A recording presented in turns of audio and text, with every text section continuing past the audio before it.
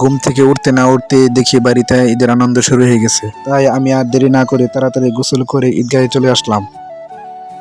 আসসালামু আলাইকুম, সবাই কেমন আছেন? আশা করি সবাই ভালো আছেন। আলহামদুলিল্লাহ, আমিও খুব ভালো আছি। তো এখন যাইতেছি ঈদের নামাজ আদায় করতে।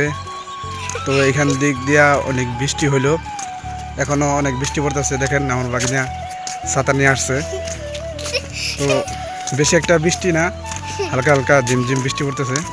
তো ঈদের সালাত আদায় করতে যাইতেছি।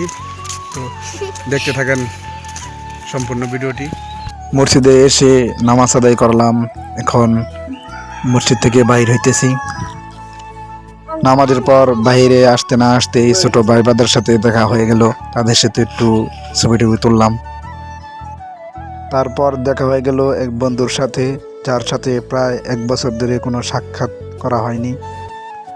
তো একটা কথা কি, যারা আসলেই সত্যিকারের অর্থেই রোজা রাখছে তাদেরই ঈদের আনন্দ, ঈদের খুশি।